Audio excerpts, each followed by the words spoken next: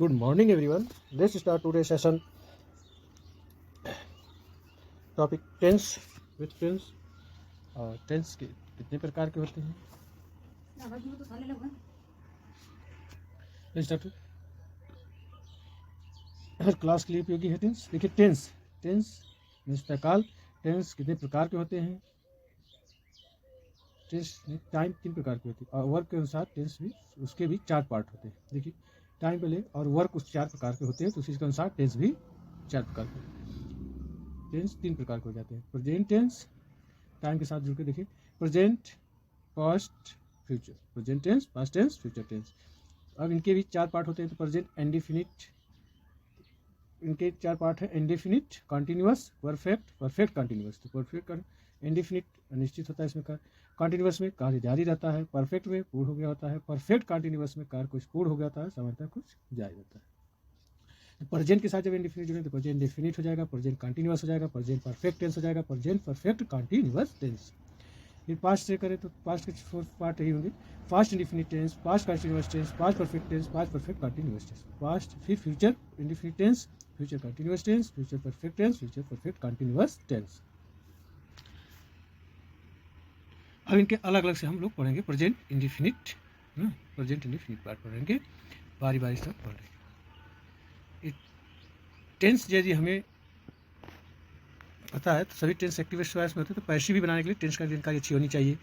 और सारे प्रोनाउन जो ऑब्जेक्टिव प्रोनाउन, पजेसिव प्रोनाउन और पजेसिव की भी जानकारी होनी चाहिए, उसको भी हम करा देंगे. तो इसके अब नरेशन भी कर सकते हैं. और हर एक क्लास के जो भी बच्चे भी 6, 7, 8 में पढ़ रहे हैं या कंपटीशन के अंदर, उनका फंडामेंटल कोर्स टाइप ये जरूरी है, बेस्ट है टेंस. तो चलते हैं.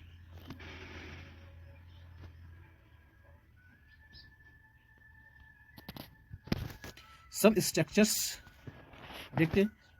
जैसे कि जो इस तरह से बनेंगे, बस ये simple negative interrogative, negative interrogative sentence होंगे आपके इस टेंस में. सेंटेंस वो तो टेंस था 3 प्रकार, प्रेजेंट, पास्ट, फ्यूचर.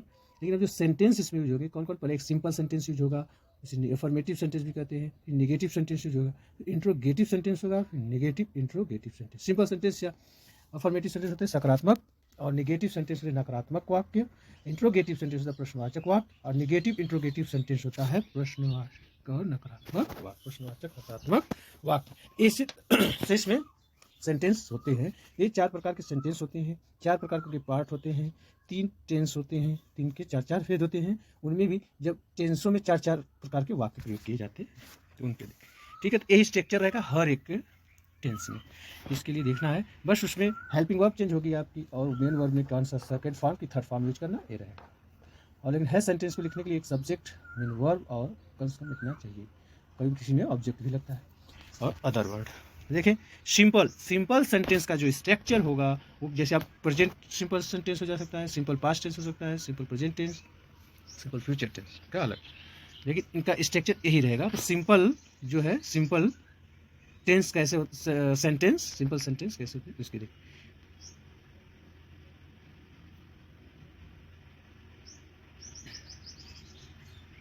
तो subject plus helping verb plus verb plus object. Subject S U B का for subject plus helping verb, जैसे एक्सिलरी वर्ब भी कहते हैं, ये भी लिख सकते हैं. हेल्पिंग वर्ब और main verb plus object. Main verb में जिसमें नाउन लगा रहता है सब मेन वर्ब. रन, दौड़ना, ईट खाना, राइट लिखना, लव फंसना, विथ रोना, क्राई चिल्लाना, कहीं होता ना, तो ये सब मेन वर्ब है. और कभी कभी मेन वर्ब के रूप में करती है जो बी के हैं फॉर्म, इज, एम, और, वॉज, वर, यही कभी कभी जब ऑब्जेक्ट या नाउन हो उनके बाद आता हो तब. तो मतलब ये भी सब है, सिंपल टेंस में पढ़ेंगे.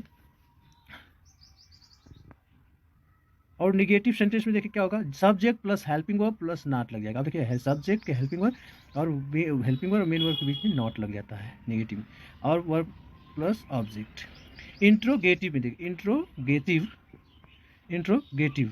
इंट्रोगेटिव सेंटेंस में क्या होगा, हेल्पिंग वर्ब को पहले लिखना है. तो इसमें 2 टाइप के होते हैं ना, इंट्रोगेटिव में 2 टाइप के सेंटेंस होते हैं. एक होता है, ये देखो एस नो टाइप के क्वेश्चन, जिसमें आप क्या से शुरू होकर पूछेंगे क्वेश्चन. हिंदी वाक्य क्या होगा, क्या से शुरू होगा. जैसे क्या तुम खाते हो, ना, क्या तुम स्कूल जाते हो तो कहेगा कि हाँ यस, बस यस नो में कर सकते हैं हम इसका आंसर। तो एक क्या शुरू होने वाले इस टाइप के होंगे, तो उसमें क्या होगा कि हेल्पिंग वर्ब को पहले रख दो, उसके बाद में सब्जेक्ट, फिर main verb, then after main verb, then after object.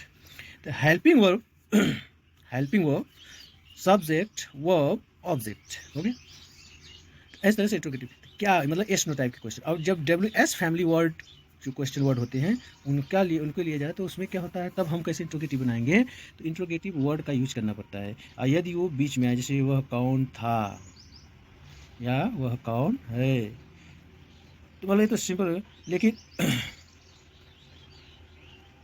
तुम यहाँ कल क्यों नहीं आए थे, तो इस तरह से देखो क्यों नहीं मतलब आ गया, कैसे हो गया, क्यों या कब हुआ, कैसे कहाँ गए थे, ये सब कहाँ जाए, तो वेयर होता है, कौन के लिए हूँ होता है, मतलब क्यों के लिए मीन्स जो होता है रीजन बताना होता है, तो वाई मीन्स क्यों हो जाता है। ये सब जिसमें देखिए WH हूँ, WHOM हूँ, WHAT वॉच, वाट मीन्स, ये सब इन्हीं को कहते हैं WH फैमिली वर्ड। जो WH हमेशा शुरू में प्रारंभ में लगता है ना स्पेलिंग में, इसके आधार पर इसे कहा गया WH फैमिली क्वेश्चन वर्ड। ये जो हमारे इंट्रोगेटिव सेंटेंस है, तो इंट्रोगेटिव सेंटेंस कैसे हो जाते हैं, जो बीच में आते हैं तो इनका हम इंग्लिश वर्ड लिखते हैं। व्हाट का क्या आया है बीच में ना, आएगा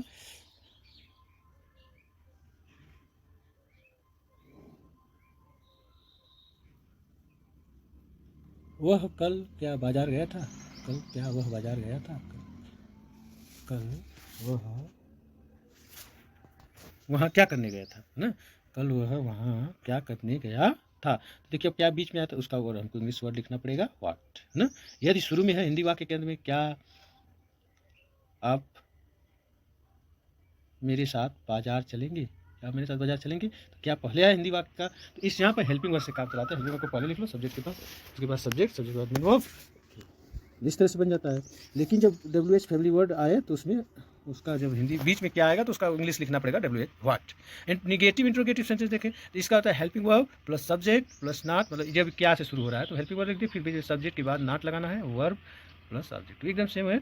बस ये ध्यान रखना कि सब्जेक्ट के बाद नॉट लगा देना है हेल्पिंग वर्ब, और वर्ब मेन वर्ब फिर ऑब्जेक्ट, स्ट्रक्चर है। और WH फैमिली वाला हम देख लेते हैं उसको कैसे है ना, बता देंगे। देखिए अब टेंस है, टेंस क्या है, present tense, past tense, future, ये जो 3 टेंस हैं। क्रिया का परिवर्तित रूप ही टेंस कहलाता है। क्रिया का परिवर्तित रूप, क्रिया जैसे first form, second form, third form, fourth form और फिफ्थ फॉर्म होते हैं। फर्स्ट फॉर्म में क्या होता है, मेन बेस अपने मूल फॉर्म में रहती है, तो फर्स्ट फॉर्म जैसे रन का ये बेस फॉर्म हो गया या फर्स्ट फॉर्म होता है। सेकेंड फॉर्म रैन हो जाता है, और एन रैन। थर्ड फॉर्म रन हो जाता है, तो थर्ड फॉर्म भी रन हो जाता है। और फोर्थ फॉर्म में क्या होता है, जब हम इस मेन वर्ब में ING लगा देते हैं तो फोर्थ फॉर्म माना जाता है। और फिफ्थ फॉर्म जो होता है, जब मेन वर्ब में या वर्ब में यस या ES जोड़ देने पर फिफ्थ फॉर्म माना गया, से यस या ES जोड़ने पर फिफ्थ फॉर्म माना गया। तो वर्ब के 5 फॉर्म होते हैं, फिफ्थ फॉर्म होते हैं, 5 फॉर्म होते हैं। तो कौन कौन, फर्स्ट फॉर्म, सेकेंड फॉर्म, तो फर्स्ट फॉर्म, थर्ड फॉर्म, और फोर्थ फॉर्म में ING लगा रहता है, फिफ्थ फॉर्म में यस या ES लगा रहता है। तो प्रेजेंट में जो होता है इंडिफिनिट टेंस, और उसके जो कंटिन्यूअस, परफेक्ट कंटिन्यूअस, तो इनके हेल्पिंग वर्ब्स कौन से एक साथ देख लें, ये भी क्लियर हो जाए। तो हम लोग अब बारी बारी से मतलब A1 by 1 करके हर एक पार्ट को टेंस की, every part of tense cover this in this video. तो हर एक पार्ट को हम इस वीडियो में कवर करेंगे बारी बारी से। देखिए टेंस, टेंस क्या है, प्रेजेंट टेंस में देखिए तो प्रेजेंट टेंस के जो इंडिफिनिट है उसमें हेल्पिंग वर्ब क्या है, डू या डज। जब देखिए अफर्मेटिव सेंटेंस होगा तो उसमें हेल्पिंग वर्ब की जरूरत नहीं पड़ती, वहाँ मेन वर्ब में यस या यस लगाते हैं, वो भी सिंगुलर या प्लूरल वर्ब के अनुसार। सॉरी, सब्जेक्ट सिंगुलर है तो वर्ब में यस या यस लगाना है, सब्जेक्ट प्लूरल है कोई बात नहीं, जैसी वर्ब है उसी तरह लिख लेना, उसी तरह। तो ये हेल्पिंग वर्ब की जरूरत कब पड़ती है, जब उसमें प्रेजेंट में निगेटिव सेंटेंस आता है या इंट्रोगेटिव सेंटेंस, तब हमें हेल्पिंग वर्ब की जरूरत पड़ती है। और देखिए कॉन्टिन्यूअस में इसकी हेल्पिंग वर्ब क्या हो जाती है, इज एम और, इज एम और। डू का प्रयोग सब प्लूरल सब्जेक्ट के साथ, डज का प्रयोग सिंगुलर सब्जेक्ट के साथ। प्लूरल सब्जेक्ट कौन कौन हो जाएंगे, जैसे प्रोनाउन में ले लीजिए तो वी, यू, दे, ये हो गए ना प्लूरल सब्जेक्ट। डूज, लेकिन जो सिंगुलर सब्जेक्ट कौन कौन होंगे, ही, शी, ईट, और किसी का नाम हो। और डज का प्रयोग सिंगुलर सब्जेक्ट के साथ होता है। कंटिन्यूअस, जब प्रेजेंट कंटिन्यूअस में जाएंगे, इज का प्रयोग जो होगा सिंगुलर सब्जेक्ट के साथ होता है। सिंगुलर सब्जेक्ट में आते हैं ही सी इट, और किसी का नाम। एम का प्रयोग जो होता है ओनली आई के साथ होता है। आर का प्रयोग जो होता है, आर मीन्स है, इज मीन्स है, आई मीन्स हैं, अरे आई मीन्स हूँ, आर मीन्स हैं। तो आर का जो होता है प्रयोग ए प्लूरल सब्जेक्ट के साथ होता है। प्लूरल सब्जेक्ट में आते हैं we, you, they,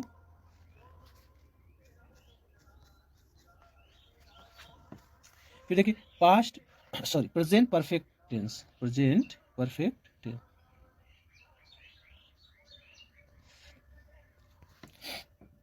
present perfect tense, present perfect tense में क्या है, इसकी हेल्पिंग वर्ब हैज या हैव है, हैज या हैव है, तो इसमें कार का पूर्ण हो जाता है। प्रेजेंट परफेक्ट में हैज है, तो इसे याद करें। प्रेजेंट इंडेफिनिट की हेल्पिंग वर्ब डू या डज, कंटिन्यूअस की इज, प्रेजेंट कंटिन्यूअस की इज, एम, आर, परफेक्ट की हैज या हैव, परफेक्ट कंटिन्यूअस की हो जाती है बस has been, have been, has been, have been, उसमें बिन लगा देने से फिर प्रेजेंट परफेक्ट कंटिन्यूअस की हेल्पिंग वर्ब हो जाती है। इसी तरह पास्ट टेंस की जो हेल्पिंग वर्ब देखें तो डिड होती है। ये भी जब एफर्मेटिव सेंटेंस में होगा तो उसमें वर्ब की सेकेंड फॉर्म यूज की जाती है, और जब हम पास्ट जो में निगेटिव सेंटेंस रहेगा तो उसमें हेल्पिंग वर्ब डिड का प्रयोग करेंगे, या डिड का प्रयोग करता है हेल्पिंग वर्ब का, तो वर्ब का फर्स्ट वर्ब साथ में प्रयोग करना होगा। तो प्रेजेंट इंडेफिनिट का जो हेल्पिंग वर्ब है वो है डिड, और कंटिन्यूअस की है वाज या वर, वाज मीन्स था, वर मीन्स थे, ठीक। तो पास्ट कंटिन्यूअस, पास्ट परफेक्ट का हैड हो जाता है, तो पास्ट परफेक्ट की हैड, और पास्ट परफेक्ट कंटिन्यूअस की हो जाएगी हैड बीन, बस बीन लगा है ना, वो क्या हो जाएगी, हैड बीन। तो पास्ट इंडेफिनिट की helping verb did, past continuous की हेल्पिंग वर्ब वाज या वर, तो सिंगुलर सब्जेक्ट के साथ वाज का प्रयोग, प्लूरल सब्जेक्ट के साथ वर का प्रयोग। तो सिंगुलर सब्जेक्ट का है, और हैड परफेक्ट क्या है, हैड। तो हाँ, परफेक्ट कंटिन्यूअस का क्या हो जाएगा, had been, past perfect continuous tense का helping verb had been, B double E N होता है, बीन। अब फ्यूचर का देखिए, तो फ्यूचर हो गया आपका, फ्यूचर टेंस की जो हेल्पिंग वर्ब है present indefinite, future indefinite tense की हेल्पिंग वर्ब विल, और फ्यूचर कंटिन्यूअस की हेल्पिंग वर्ब विल बी, और परफेक्ट का विल हैव, तो विल हैव। तो indefinite, future indefinite tense will, future continuous tense will be, और future perfect tense will have, future perfect continuous will have been, B double E N, been. ऐसे tense थे, tense के जो indefinite, continuous, perfect, perfect continuous थे, उनकी helping verb के बारे में हम जाने, पहले सेंटेंस के बारे में जानते थे। अब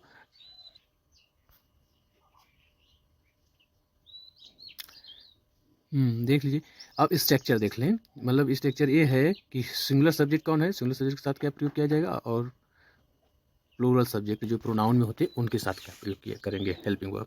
तो जो सिंगुलर सब्जेक्ट में आते हैं ही, सी, इट और नेम, किसी का नाम आता है इसमें आता है, तो ही, सी, इट और नेम के साथ जैसे आपका चल रहा है present tense, simple present tense हो या का, तो उसमें हम इज का प्रयोग करते हैं, तो सिंगुलर सब्जेक्ट के साथ इज का प्रयोग, इन सब के साथ वाज का प्रयोग करते हैं पास्ट टेंस में, हैज का प्रयोग, हैज किसकी हेल्पिंग वर्ब है, वाज हेल्पिंग वर्ब है पास्ट कंटिन्यूअस का, हैज जो हेल्पिंग वर्ब है परफेक्ट का, प्रेजेंट परफेक्ट का, और डज प्रेजेंट इंडेफिनिट का, तो प्रेजेंट इंडेफिनिट का डज है, सिंपल टेंस प्रेजेंट का इज है, कंटिन्यूअस का इज हो गया। इसी प्रकार वाज भी है हेल्पिंग वर्ब पास्ट टेंस का, हैज है परफेक्ट। तो मतलब इन सब के साथ जो सिंगुलर सब्जेक्ट के साथ जो क्रियाएं होती है, देखिए is, was, has, does, third person singular होता है ऐसा। और देखो थर्ड पर्सन सिंगुलर, और सेकेंड पर्सन सिंगुलर में आते हैं क्या, सेकेंड आई, वी, ये तो फर्स्ट पर्सन की होते हैं, I, we, you, they third person, तो ये सेकेंड पर्सन और नेम आए है ना, तो डिड, हैड, विल होता है, क्या हो जाएगा, डिड, हैड, विल, डिड, ये भी स्पष्ट नहीं था, अगले हम वेब सेंटेंस करते जाएंगे तब स्पष्ट हो जाएगा।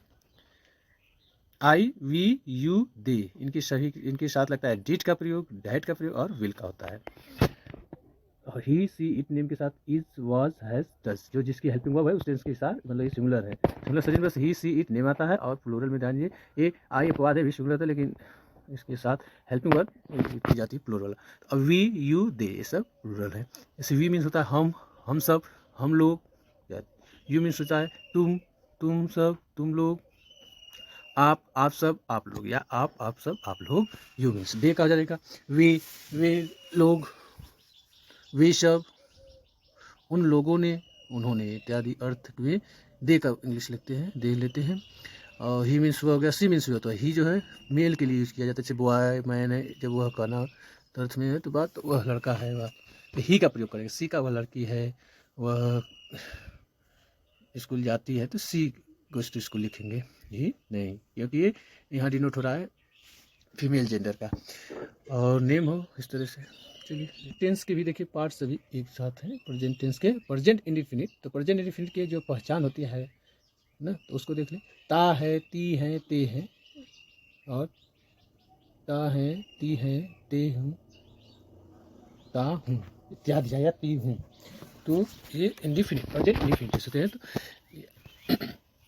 प्रेजेंट इंडिफिनिट टेंस की पहचान हो जाएगी हिंदी वाक्य की क्रिया के अंत में। ता है, ती है, ते हूँ इत्यादि आए तो ये सेंटेंस प्रेजेंट इंडिफिनिट टेंस में कहलाता है। तो ये वाक्य प्रेजेंट इंडिफिनिट टेंस कहलाता है। देखिए स्ट्रक्चर क्या हो जाता है इसमें, सब्जेक्ट प्लस वर्ब की फर्स्ट फॉर्म में यस या यस लगाते, कब इंडिफिनिट में अफर्मेटिव सेंटेंस हो तब यस या। इसी प्रकार है कंटिन्यूअस, प्रेजेंट कंटिन्यूअस की जो पहचान कैसे होगी, इसकी पहचान है हिंदी वाक्य की क्रिया के अंत में रहा है, रही है, रहे हैं, रहे हो, रहा हूँ, रही हूँ इत्यादि आए तो ये प्रेजेंट कंटिन्यूअस टेंस होता है। इसके सब्जेक्ट प्लस हेल्पिंग वर्ब क्या आ जाती है इसकी, इज, एम, और। अब प्रेजेंट इंडिफिनिट टेंस की हेल्पिंग वर्ब क्या है, डू या डज, नेगेटिव इंट्रोगेटिव सेंटेंस में यूज होता है। और कंटिन्यूअस में इज, एम, आर ये अफर्मेटिव हो, नेगेटिव हो, इंट्रोगेटिव हो, सब में किया जाता है। तो इस सिंगुलर सब्जेक्ट के साथ एम ओनली आई के साथ प्रयोग की जाती है, और जो है सब प्लूरल सब्जेक्ट के साथ की जाती है। प्रेजेंट परफेक्ट जो है चुका है, चुके हैं, चुकी ना, चुका हूँ, चुकी हूँ, या दिया है, लिया है, ली हैं, लिए हैं इत्यादि आए कब हिंदी वाक्य की क्रिया के अंत में। यदि चुका है, चुकी है, चुके हैं, चुका हूँ, या दिया है, दिए हैं, लिया है, ली हैं, ली हैं इत्यादि आए तो ये वाक्य प्रेजेंट परफेक्ट टेंस में होता है, जिसमें कार्य का पूर्ण होना पाया जाता है। प्रेजेंट परफेक्ट कंटिन्यूअस में देखिए तो इसमें हेल्पिंग वर्ब जो प्रेजेंट परफेक्ट की होती है हैज़ और हैव होती है, तो सब्जेक्ट प्लस हैज़ फिर हैव वर्ब की थर्ड फॉर्म का प्रयोग किया जाता है। प्रेजेंट परफेक्ट कंटिन्यूअस टेंस में से रहा है, से रही है, इसमें मतलब समय दिया रहता है, से रही हूँ, से रहे हैं इत्यादि आए। देखिए परफेक्ट कंटिन्यूस और कंटिन्यूस में थोड़ा सा बस इसमें समय डिनोट दिया रहेगा, से रहा, से सही से ही पहचान कर पाएंगे। ये हिंदी वाक्य की सेम लगते हैं। इंग्लिश कैसे बनाएंगे, हैज़, हैव, बीन, वर्ब की फोर्थ फॉर्म सिंस या फॉर का प्रयोग कहता है, सिंस या फॉर। तो हैज़ बीन के फोर्थ फॉर्म वर्ब में आईएनजी लगा देते हैं। तो प्रेजेंट टेंस परफेक्ट का क्या हो जाती है, हैज़ और हैव। स्ट्रक्चर देख लीजिए, सब्जेक्ट प्लस हैज़ या हैव, हैज़ का प्रयोग सिंगुलर सब्जेक्ट के साथ ही, सी, इट और किसी का नाम, और हैव का प्रयोग हो जाएगा आई, वी, यू, दे के साथ। वर्ब की फोर्थ फॉर्म अपोस्ट्रोफी सिंस या फॉर लगा रहता है। Present indefinite tense, present indefinite tense, present indefinite क्या हो गया, सब्जेक्ट प्लस वर्ब की फर्स्ट फॉर्म में यस या यस प्लस ऑब्जेक्ट। कब लगाते हैं, जब present indefinite affirmative sentence, present का अफर्मेटिव सेंटेंस हो तब हम सब्जेक्ट प्लस वर्ब की फर्स्ट फॉर्म में यस या यस प्लस ऑब्जेक्ट तब। और इसकी पहचान क्या प्रेजेंट इंडिफिनिट टेंस की, ता है, ती है, ते हूँ, ता हूँ, ती हूँ इत्यादि हिंदी वाक्य के अंत में आता है सब। देखिए जैसे क्या लिखा, राम स्कूल जाता है, तो ता है आ गया ना, ता है, ते हो, ता है रहेगा। राम गोज टू स्कूल, अब गोज देखो, गो में गो मीन्स जाना होता है, गो क्रिया में लगा है ईएस, तो ईएस कब लगाएंगे, जब मेन वर्ब के लास्ट में, मेन वर्ब के लास्ट में ओ हो, जैसे गो के लास्ट में ओ था, इसमें ईएस लगा दी।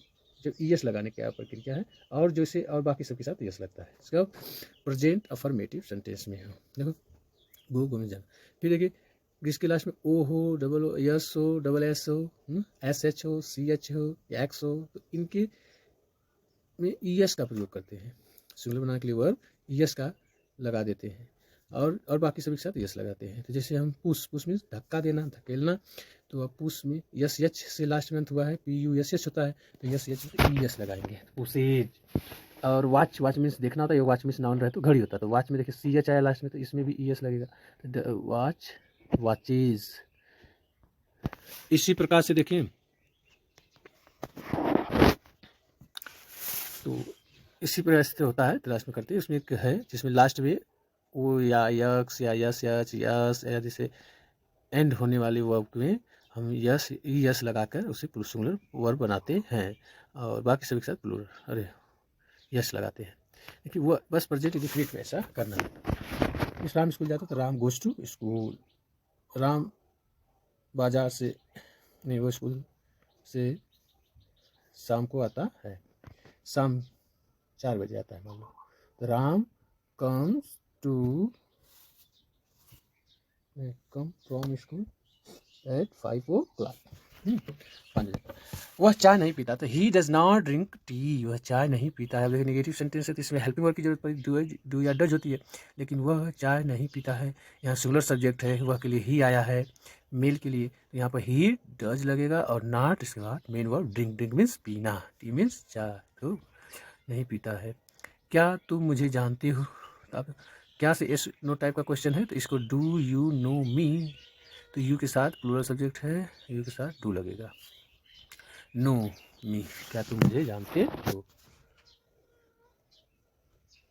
नेक्स्ट एग्जाम्पल है, क्या वह कपड़े नहीं धोती है? क्या वह कपड़े नहीं धोती? Does she not wash clothes? Does she not wash clothes? मैं सेब खाता हूँ, मैं सेब खाता। I eat apple, I eat apple. Does she not wash cloth? चलिए आज सेशन यदि पसंद आया तो लाइक शेयर करना ना भूलें। जय हिंद।